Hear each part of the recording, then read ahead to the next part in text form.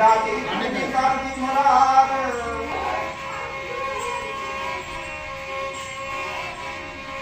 सच्चा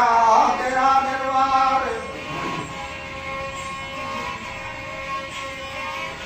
अब मन भगत खड़े दरबार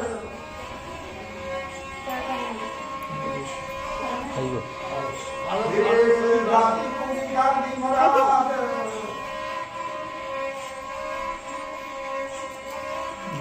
कि जोत जगा दरबार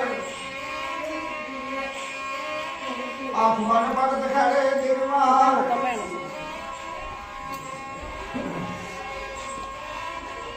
बोल लिया धरनार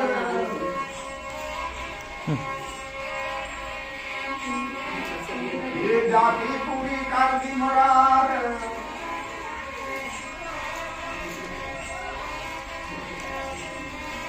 हाँ सच्चा तेरा दरबार